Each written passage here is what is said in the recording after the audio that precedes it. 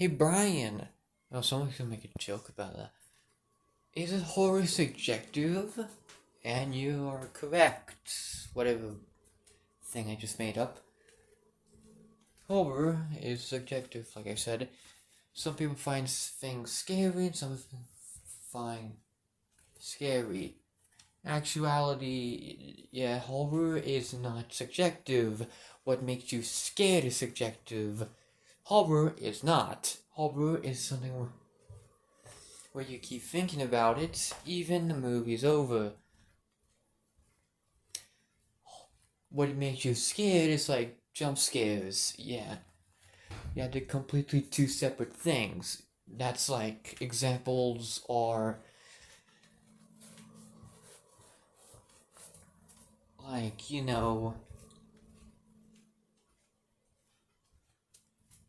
like comedy. Comedy is not subjective. What makes you laugh is subjective. Art is not subjective. What you like is subjective. If you say what you say if you like a series, it's okay. But if you try to pass that likeness like it's a criticism, yeah, no, your argument, yeah, it kind of immediately collapses. And yeah, that's the whole point I'm making this video. Everyone just, I think I mentioned before this, but I'm gonna just say it again. Just people just praise this without thinking about for like 2 seconds. But maybe the story is great. No, no, it's not.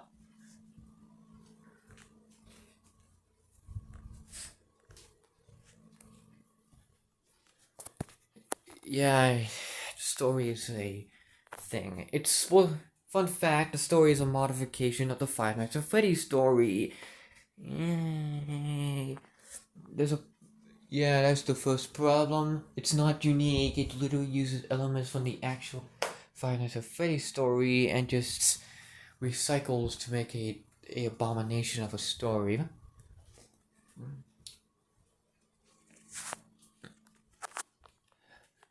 There's two there's like two sides of a story or something like that. I would call it like chapter 1 and chapter 2. Chapter 1 is the guy who found the tapes, and I'm just gonna call him Thing because I'm not gonna call him by his real name.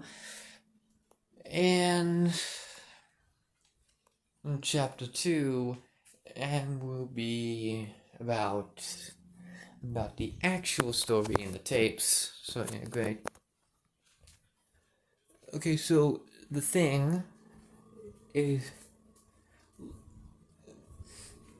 yeah, the whole premise of how the tapes were found sounds like a generic creepypasta, like, "Ooh, my name's Jimmy Boy.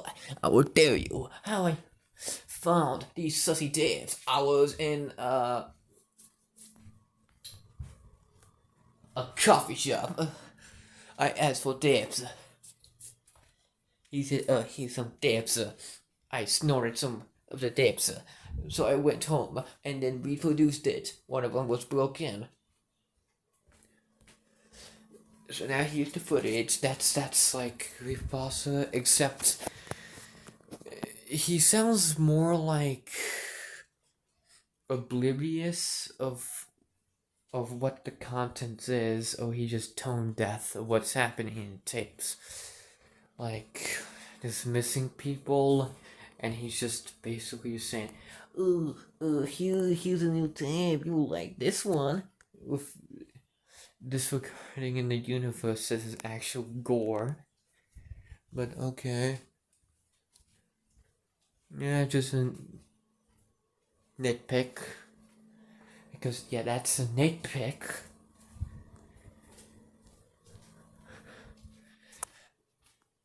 The rest of the stuff I'm gonna say are not.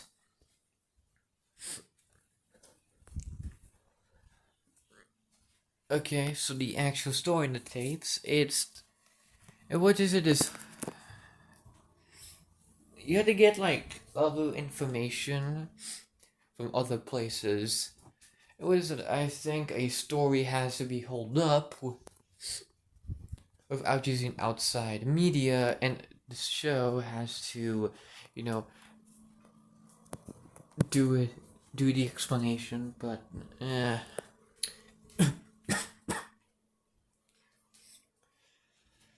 also, this is not close to a ARG. It's just kind of. It's not really. So, yeah. Also, it's just Go Link, so it's not really one. But I can still pass it this time. The story technically starts in 1932 with the birth of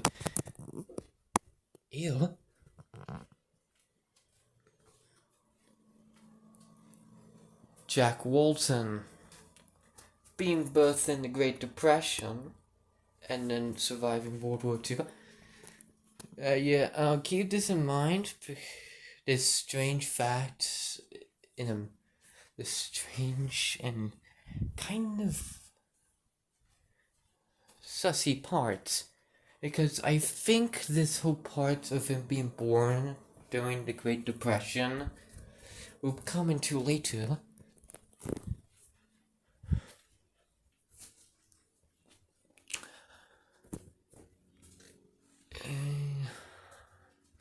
In 1958, Jack, my boy, went to college. And I think at one point they had to do a group activity or something. Or just work on one project.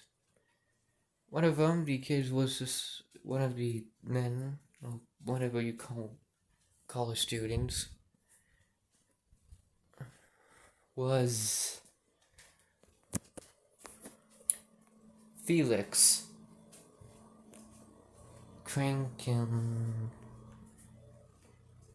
And then they became friends because they had a shared interest to make a bootleg Chuck E. Cheese, so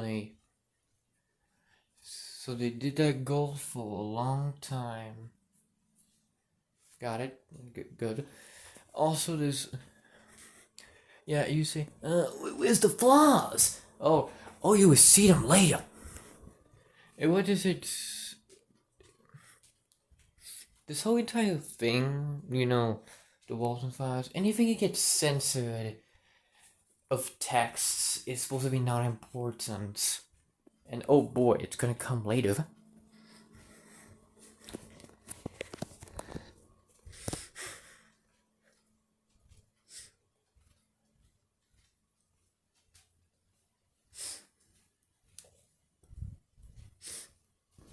What is it? Felix gets drunk addiction. His wife leaves him. He doesn't get pee.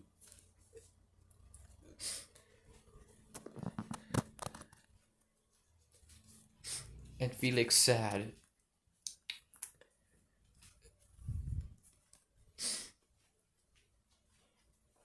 Oh yeah, now Jack has children.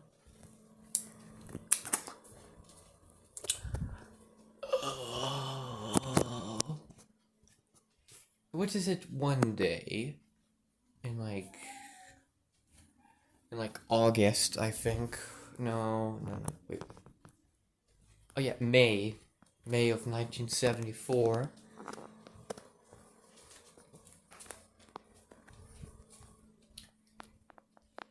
Jack tells Felix to take his 2 children out of 3 to go to a party at school.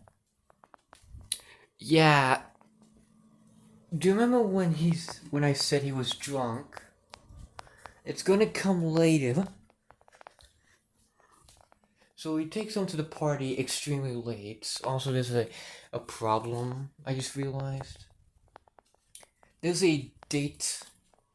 The date of the date and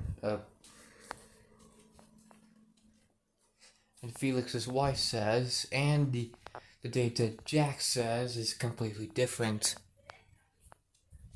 Completely different.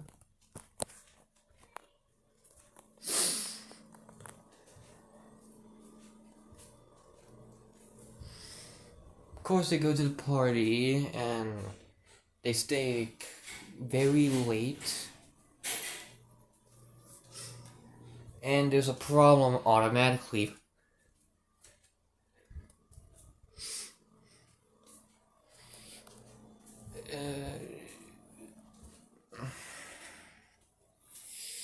Why did nobody ever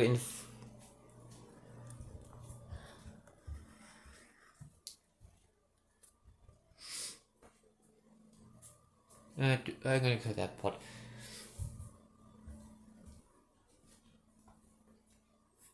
Now we have a problem. Wait, no.